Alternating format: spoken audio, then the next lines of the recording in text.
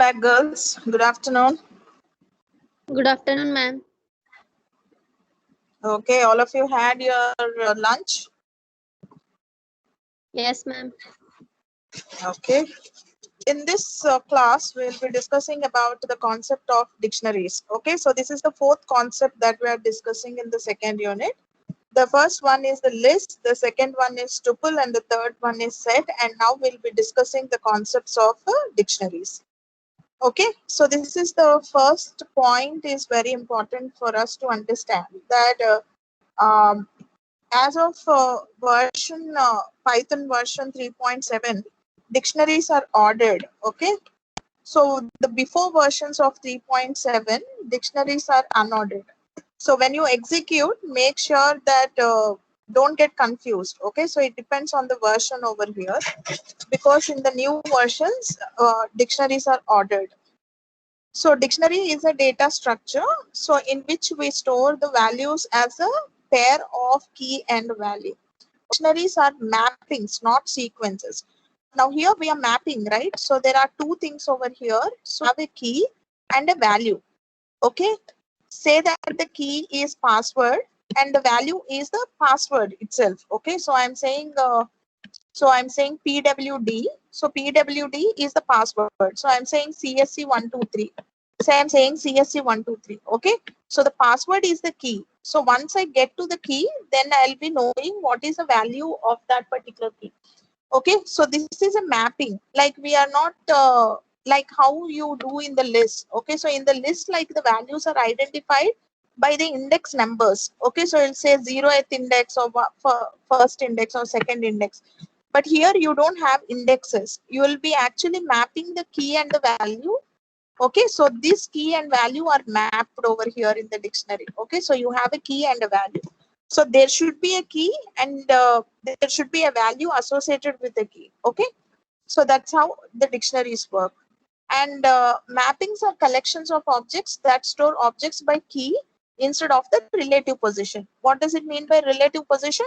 Relative position is what I explained you. Okay, so in the list, like you will be saying like at the 0th index and 1 and 2, the because the in the list, like the elements are in ordered way, so you can retrieve the element that is at index to 2. Okay, so this is what is called as relative positioning. You can get an item based on the index number, but here you will be getting a value based on the key. Okay, so here you will be getting a value based on the key. And so how do you give a dictionary? So the key is separated from its value by a colon. So this is syntax. Okay, and consecutive items are separated by commas. The entire items in the dictionary are enclosed in the curly brackets. Okay, right. So we look into the syntax. So this is the description about the syntax, and now we'll look into the original syntax.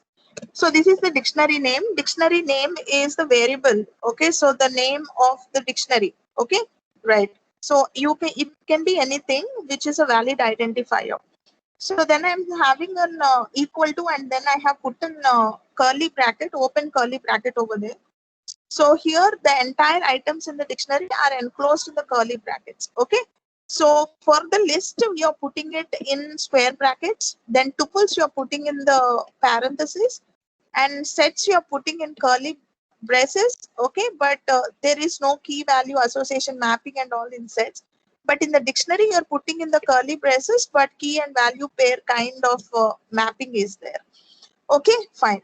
So here, so this is the key one, and then the key and the value are separated by a colon. So there is a colon over here, and then the value. Like this, you can have n number of mappings. You can have n number of key value pairs like this. Each and every item is separated by a comma. So you can see that the pair key, first key value and key value is and the second key value are separated by a comma over here. Okay, so this should be the syntax. If you're forgetting the comma, or if you're not putting the curly braces, or if you're not putting a colon, all these will lead to the syntax errors. Okay, so the syntax is like this. And there can be many keys and many values in the dictionary, so there is no limit on that. And keys must be unique. Okay, so here the one very important thing over here is the keys must be unique. Okay, so if I'm saying that there are two, if I say that there are two PWDs, okay, so if I say PWD is the key, so I'm saying PWD is there, and I also have PWD. Okay, so and there is some password over here, like I'm saying CSC123, and this password is like maybe IT123 and all that. So how do you distinguish which password, which value you will retrieve? Because the key should be unique. If the key is same, what happens is the value to be retrieved, there will be an ambiguity now. Okay, so confusion, which value to return.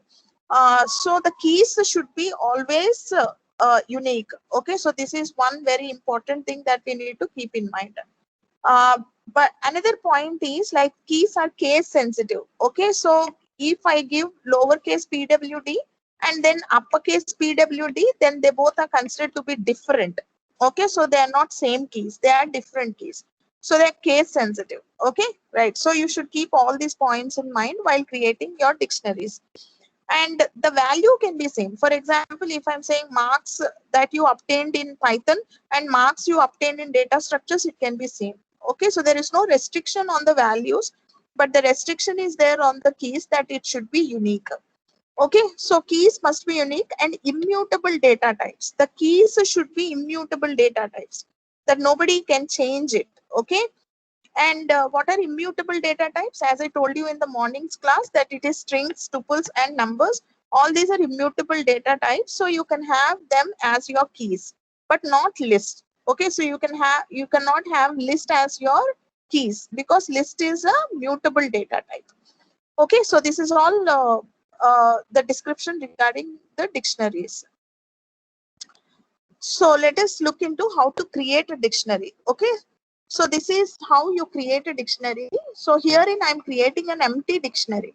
So I gave a name. It can be A also. I can simply say A is equal to something like this. I can also create it in this manner. Okay, so this is an empty dictionary and I'm saying dictionary underscore variable. So it can be anything and it's giving me some empty parenthesis like this. Okay, so in the next case, what I'm doing is here I'm creating a dictionary with some items in it. So I'm saying, so I gave a name which is student underscore dict, and then I said, see here girls, here the roll number is the key. Okay, so here the roll number is the key and 555 is the value. Okay, so how did I put it? So I have put roll number is a string, right? So you should put it in single quotes. Okay, and then I'm putting this is the key now. So key colon, and what is the value here? The value is 555. So this is the value. Okay, in case if your value is also a string, then you have to put it in single quotes. It's pertaining to strings you need to follow. Okay, right. So here I am having 4 items inside the dictionary. So the first item is your roll number, and first item is roll number, which is having an associated value. And the next next item is name Sita, and the next item is branch CSC, and the next item is CGPA 7.8. So I'm having 4 key value pairs over here. Okay. So when I print it, so what will be there? So I'm getting an unordered thing. Okay. So you can understand that I executed before versions of 3.7. Okay. So I have got CGPA. So it just have given me an unordered result. But with all the items from the dictionary, so I have got CGPA is equal to 7.8. What all I have given, it is just giving me. Okay, so this is how I create a dictionary.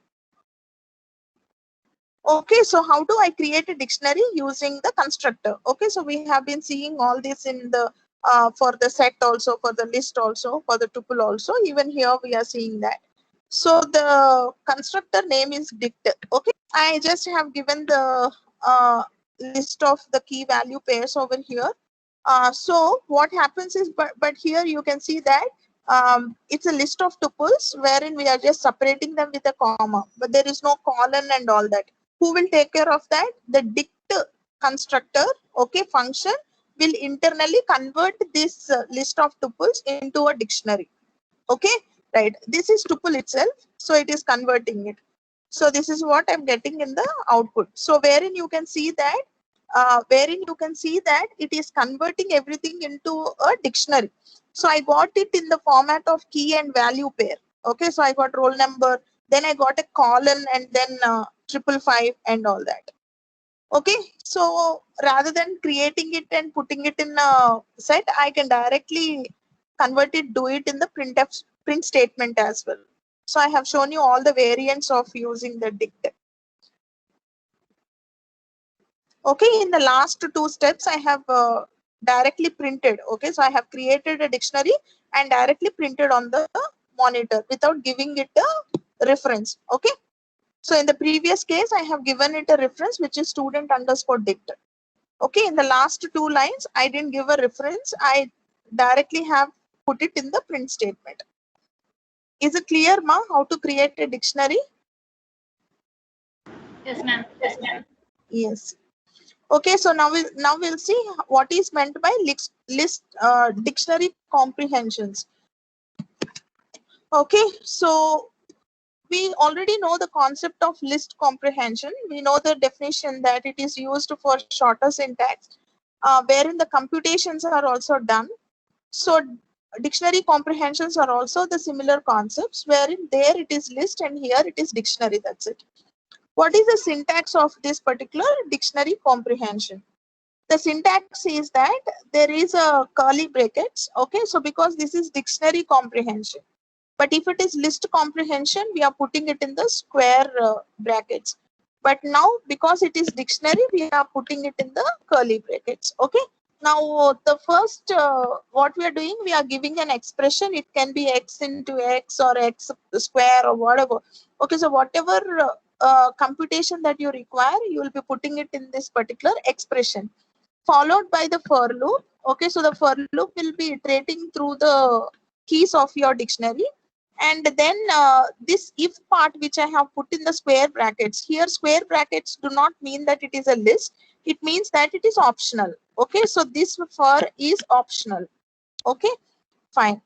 So there are three parts in this particular dictionary comprehension. The first is the loop. Okay, so the loop will go through the sequence. And the second is the condition. Okay, so this condition is optional. Anyway, I told you that.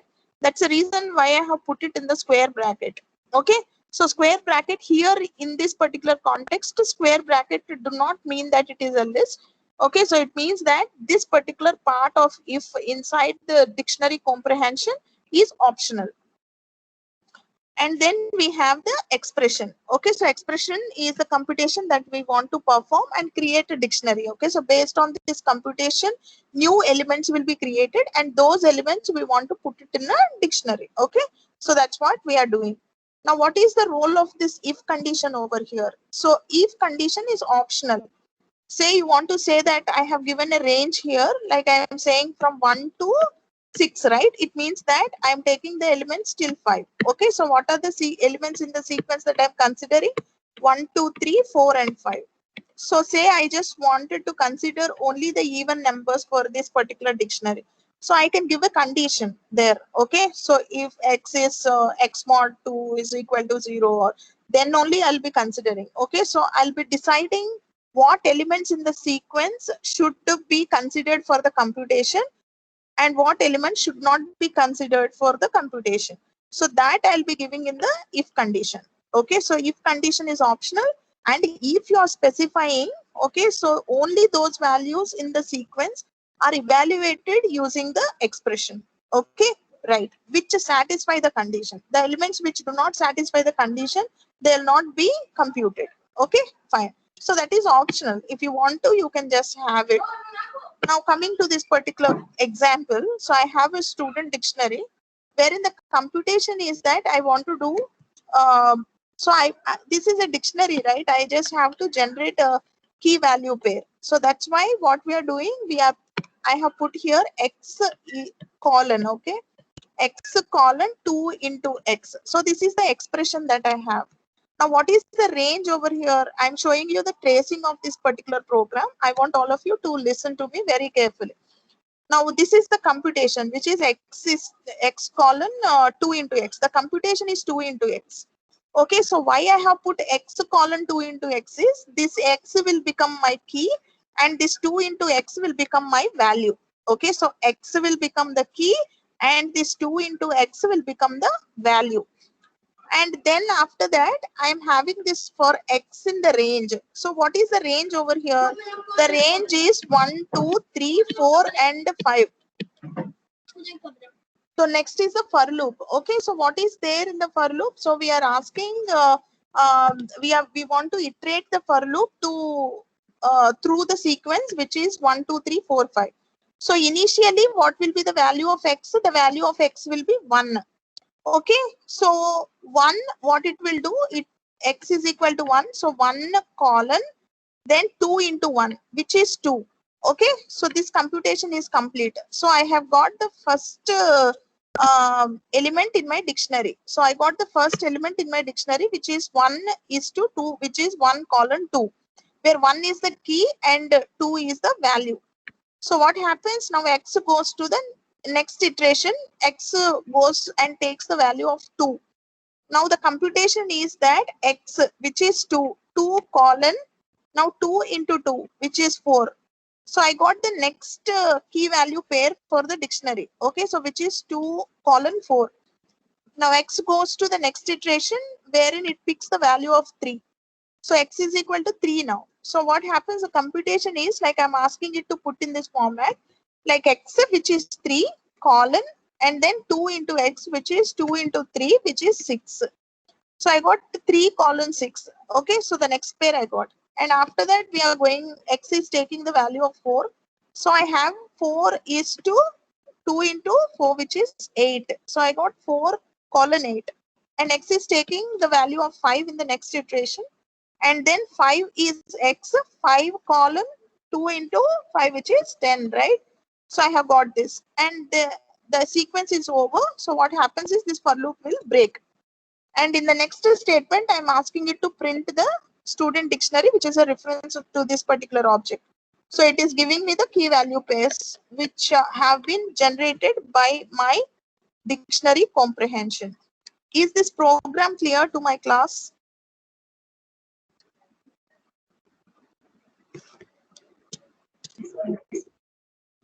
Yes, ma'am. Yes. Okay. Right. So this is accessing dictionary values. How do you access the dictionary values? Okay.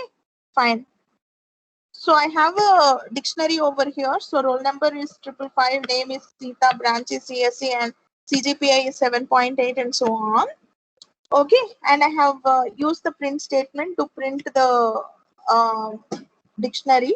So it is printing the dictionary on the screen, and I am accessing. So you can see here, I am accessing the dictionary not with the index number, because dictionaries do not have the index numbers. I can access the values of the dictionary only by using the keys. Okay, what are the keys here in this particular example? Roll Yes, number, somebody. name, Roll branch. number, name. Roll Number, name, branch, CGP. Yes. Okay, so roll number, name, branch, CGPA, all these are the keys. What are the values, ma? 555 Sita, Sita, CSE. CSC 7.8. So all these are the values, right? What is meant by an item? So I'm giving you 3 kinds of words over here. The first one is keys, the second one is values, and the third one is items. Okay, items means the entire key value pair. Okay, keys means these first ones, like what you said. Okay, so before the colon ones are called as keys. After the colon, you are having all the values. Now, what does it mean by items? Items of a dictionary means that the entire key value pair. So how many items do I have in this dictionary? I have 4 items in this dictionary. Okay, so the first item is roll number 555. Okay, so then I am saying name Sita is another item. The combination of the key value pair together is called as an item. Okay, so just keep this terminology right. So what I'm doing, I'm accessing a particular value by using the key. Okay, so what I did, I said roll number, S of roll number. Okay, So how I'm putting it? I'm putting it in the square brackets. Okay, so just look into the syntax carefully. Okay, so I said S of. So don't look into this part. This part is just for the left part in the print statement is only for the debugging sake. I just wanted to know what it is printing on the screen. So I just have formatted my output in such manner. Just look into this part. Okay. So just look into this part of the print statement. This is what is the actual accessing of the elements. Now I said S of roll number, but this roll number also I have put it in single quotes. See it very carefully. So this is how you give it in the syntax. So I said S of roll number, and this giving the S of also I have put it in the square brackets, and I have put single quotes because it is a string. Okay, so roll number is a string, it's a key, and it is having its own associated data type, which is a string. So I'm putting it in the single quotes. So when I do that, what happened? It is giving me the value at that particular key. Okay, so for roll number the key is 555, and for name the key is Sita, and for branch it is CSC, and for CGPA it's 7.8. So this is how I access an element in a dictionary. Okay, so by using a square bracket and by specifying the key inside this particular square brackets. Okay, so here you can see something highlighted in yellow color. So I want you to just look into this to show you that the keys should match exactly. I have written this program. Okay, now see that there are only two keys over here. The first one is roll number and the second one is name. To say that the keys are case sensitive. Okay, so here in the name, the N, the first letter is in caps. Okay, it is a capital letter. N is capital letter. But what I tried to access the name, which is something else. Okay, so which is where it's not, the first letter is not N.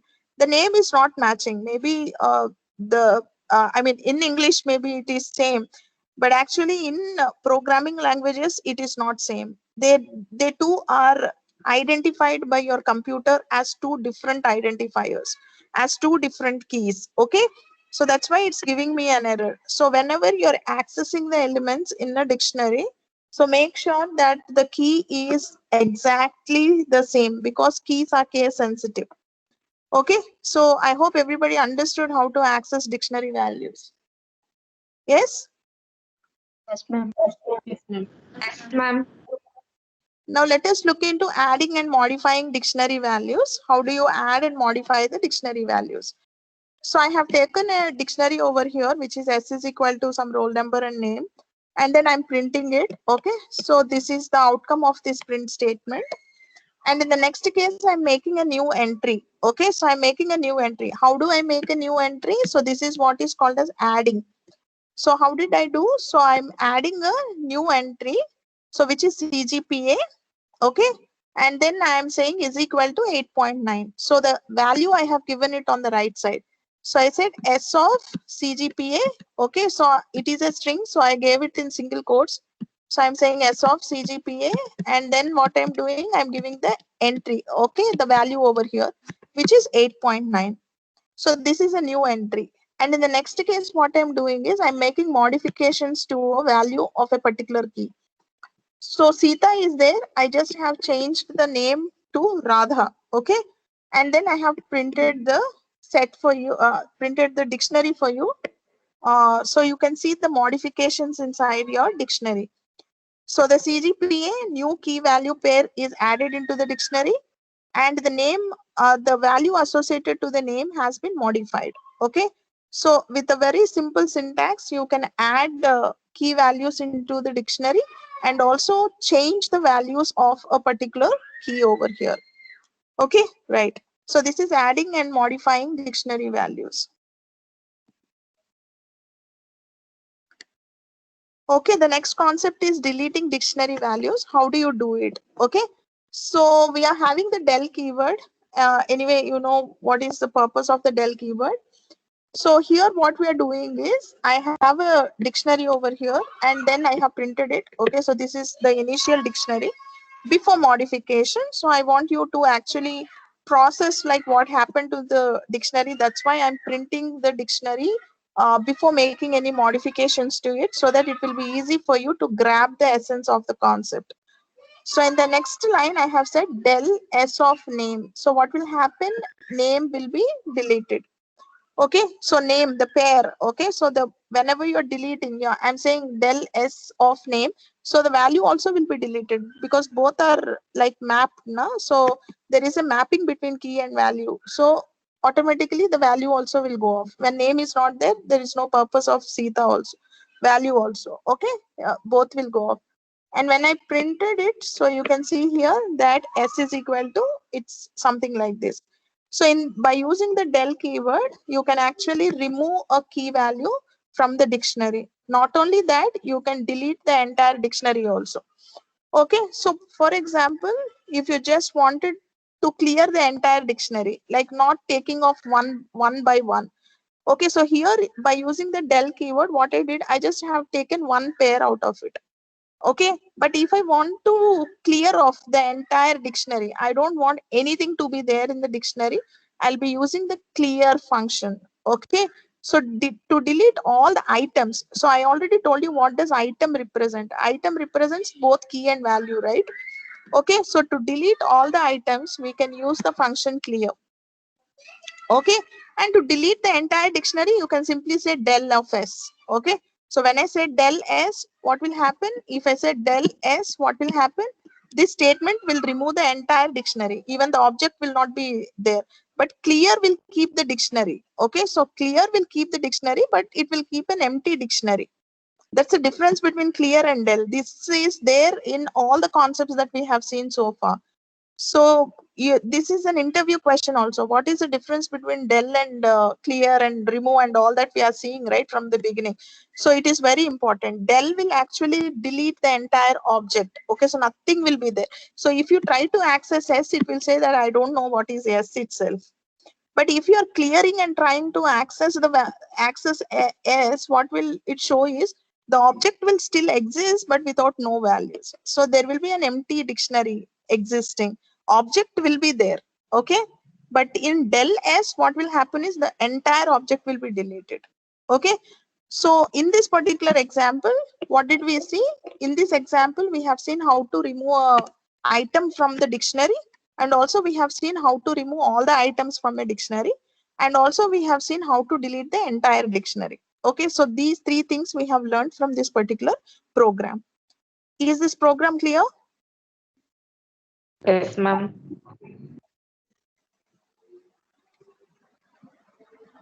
Next is deleting dictionary values. So what did I say in the previous case? In the previous case, I have just deleted one item, or I have deleted all the items. Okay, but say that I just wanted to delete more than one, but not all the items from the dictionary. Okay, so in that case, how you need to handle it?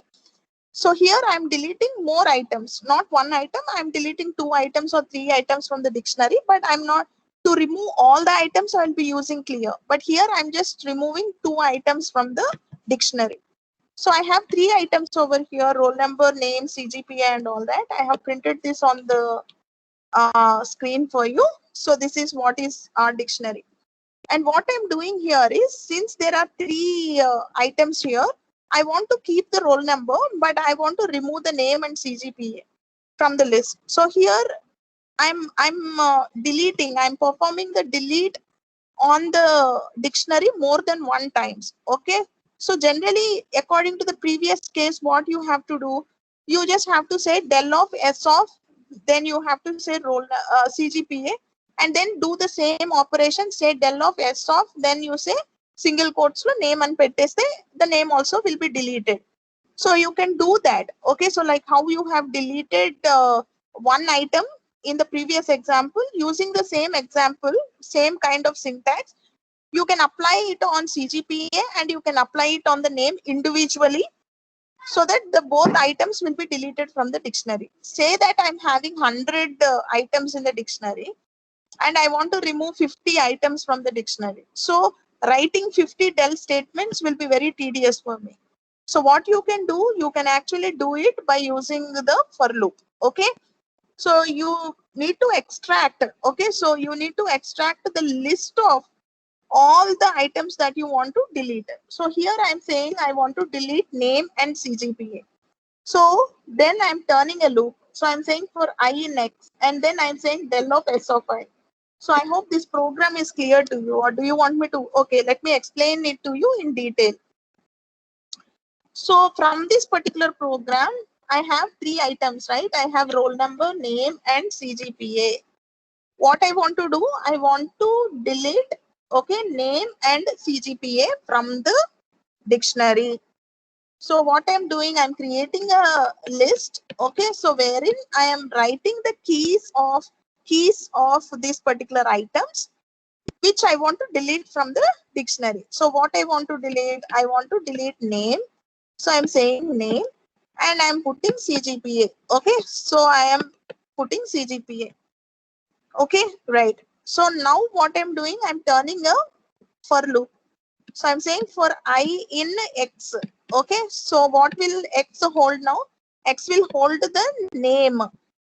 Okay, initially, because these two are in the X, right? So it will start with the first element in the list. The first element in the list is name. So first I will be taking the name value. Okay, so then inside the for loop, what we have said, we have given the syntax like how I have given in the previous example. So I said S of, now what it is, I, right? What is I? I is nothing but name over here. So what it will do, it will delete the name from the dictionary. So name is deleted. Now again the for loop gets iterated and X will take the next element in the list. What is the next element in the list? The next element in the list is CGPA. Now what will it do? It enters into the for loop. Now I'm saying del of S of, now what is this? CGPA, right? So S of CGPA. So this will be removed. Again it goes for the next iteration, nothing is there, so the loop is broken. And now we are coming to the next statement wherein I just printed what is there in S. So name and roll number, name and CGPA are removed from the dictionary. So I am left out with only roll number in the dictionary. So this is how you can remove or you can delete more items from a dictionary. Is this program clear to everyone? Deleting more items? Yes, ma'am. Yes, ma'am. I've printed the S for you, the dictionary for you, and then I said S dot clear. So what will happen? S dot clear is actually giving me a empty dictionary. Oh, so I have T is equal to the roll number 555 and all that. Then I said del of T. Okay. Then I'm trying to print T on the screen. Okay. So what will happen? It is saying that T is not defined. I already have explained you in the previous slide. What is the difference between clear and del? Okay. So the difference between clear and del is that clear will keep the dictionary for you, wherein del will not keep the object itself. So that's why when I try to access T over here, it is saying T is not defined, meaning that there is no T at all. T is not there in the memory itself. To use clear, the object still exists in the memory. But if you are using del, what happens is the object will be completely removed from the memory. So that's why it is saying name T is not defined. I don't know who T is because it's not there in the memory, right? So when your interpreter looks into the memory for an object, it is finding that T is not there in the memory at all. So that's why you get this error. Okay. Since I didn't put this line in the previous example, I have written it once again for you to understand the difference between clear and del T. Okay. Fine. Is it clear? Yes, ma'am. So this is another example of deleting the elements from the dictionary, but here we are using the pop operation. Okay. So this is the dictionary. Okay, and this is printing. Okay, the output of the dictionary. Okay, and this is wherein I am saying popped, and I said s dot pop, and I have given the roll number over here. Okay. So when I have given, so I want to delete the roll number. So this is another way to do it. Okay. So I can also use, other than saying del of and all that, I can also use pop to delete an item. Okay. From the dictionary.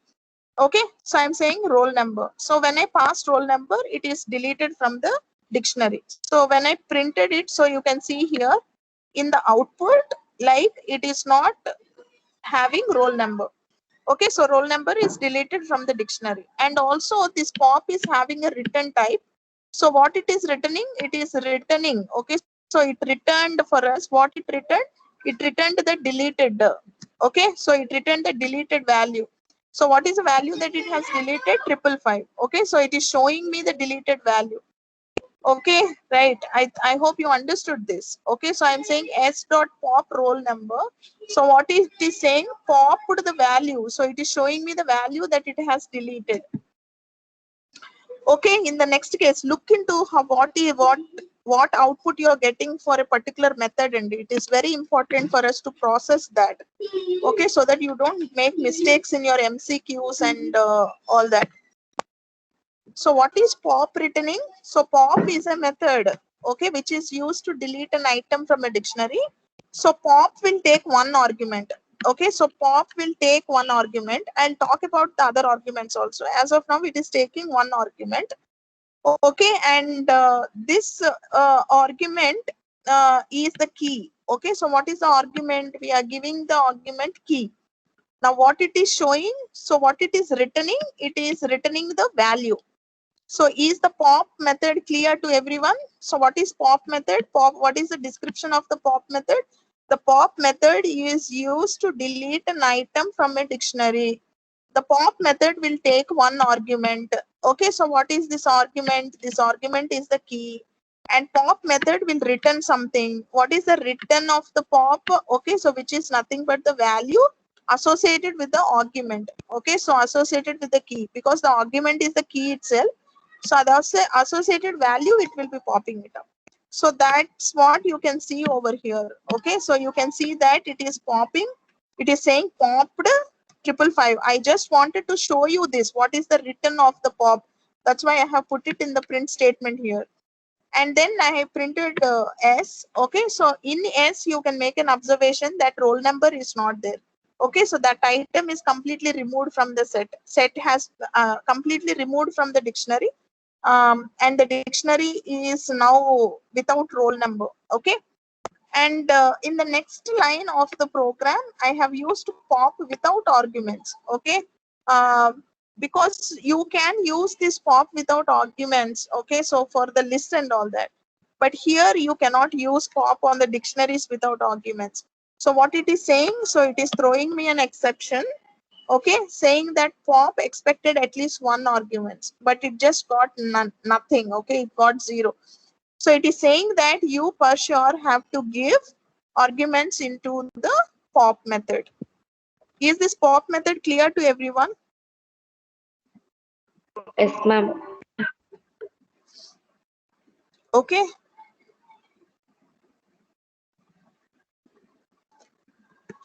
So let us take a look into another program. So wherein I have used pop inside the for loop to delete more items. Okay, so in the previous example, I have shown you how to pop a single item from the dictionary. Now we'll see how to use this pop to remove or to delete more items from the dictionary. So this is the entire program. So this is your dictionary, and this is print of your dictionary on the output screen. And then this is the loop. Okay, so this is a for loop.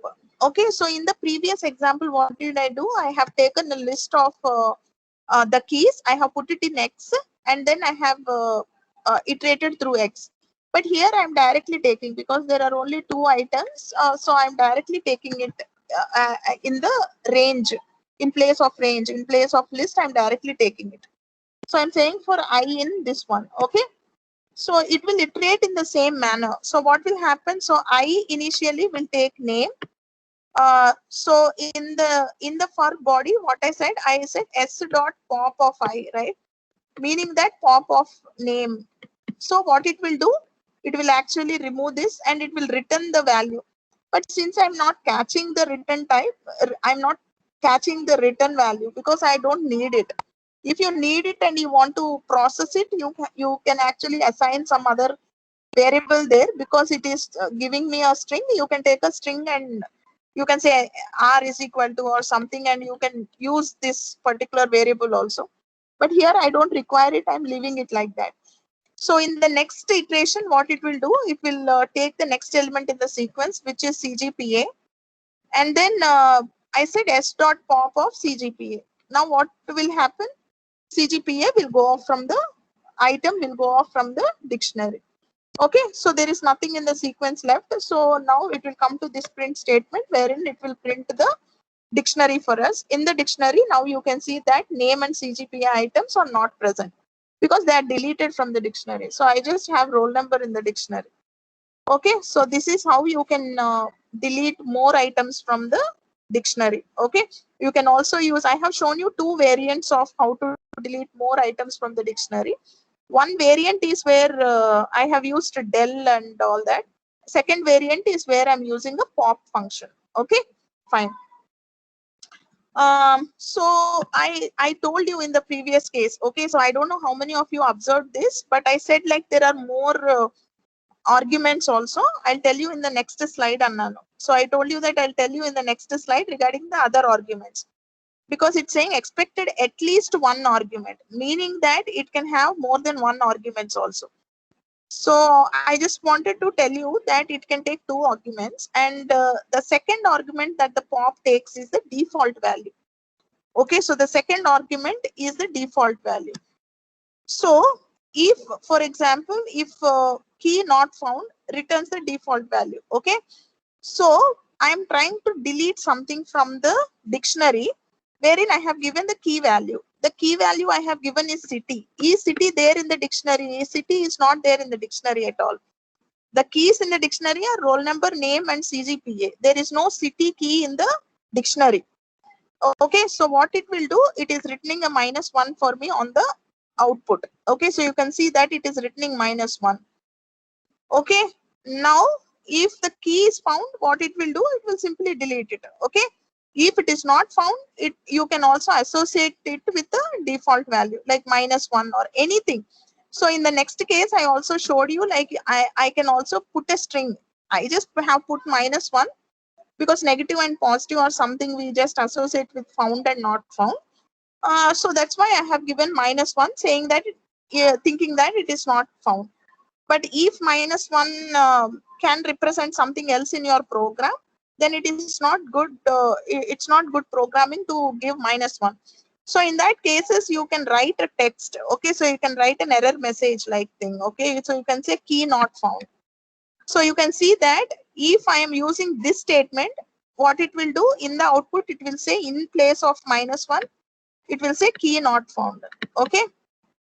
So you can also do it in this way. The default value can be anything. It can be an integer, it can be a string. Okay, so you can associate it with whatever you want, which you can understand. Okay, so which users can understand. Okay, fine. Because city is not there in the dictionary, city is not deleted. So after this pop operations, if I print S, S is as it is. Okay, so there is nothing change in S because nothing has been popped out. Is this programs clear? Both the programs, everybody in the class? Yes, ma'am. Okay. So the next concept is where we are using tuples as dictionary keys. Okay. You can use tuples as dictionary keys, but you can also use list. Okay. So that's what is the summary of this particular slide. Okay. Right. So look into the first example. So in the first example, what I did is I have taken, I have created a set. Okay, so this is how I'm creating a set. But you can see the keys are same. The first key is roll number as well as the second key is roll number. It is matching, exactly matching. Okay, so even this is capital letter, and rest all the letters. It's in camel case. Okay, it's in title case, and everything is matching, and both the keys are same, right? So according to the concept of dictionary, we know that the keys should be unique. So it should be throwing me an exception, so an error. But your program will not give me an error. What it will do is, if I'm having duplicate keys like this during the creation of the dictionary, it will take the last assigned value. So obviously the last assigned value is the extreme right element. Okay. So it will take roll number and 777 keys inside your dictionary. So it has to pick one from these two keys. Okay, so which one it has to pick? It will be picking the recent one. Okay, so obviously this will be the recent one. So the end one will be the recent one because you cannot come to the end without typing the left characters, right? So it will be taking this one. Okay, so last assignment is retained in case of duplicate key values. So this 777 will be considered. So understand that it will not give me an error. I'm saying tuples as keys in the dictionary. So this particular first two statements are valid because I said 0, 1. Okay, so this is a tuple.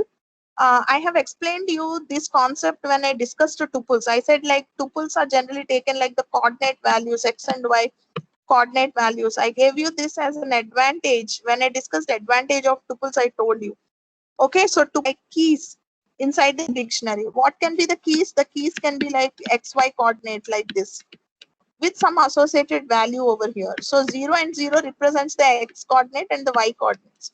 Okay, so it can be like 0 and 1 or 1, 1 or anything like this. Okay, so tuples are possible. Like you can have tuples as keys in the dictionaries because they are immutable. In the next case, I'm having a tuple. Inside a tuple, I'm having a list. Even that is not acceptable. Okay, so to be like keys in the dictionary, this is not possible. So it is telling me that unhashable type list is there. So the first thing is the accepted. Okay, so being tuple, it has accepted. So the first line is okay. But coming to the next line, it is saying that this is not possible because you're having a list. List cannot be the keys of a dictionary. Only tuples can be the keys of a dictionary or numbers or strings. Okay, all the immutable data types, right? Numbers, strings, and tuples, they can be keys of the dictionary, but list cannot be the keys of a dictionary. Okay, so I'll stop my class now. So are the concepts clear to my class? What are Yes, ma'am.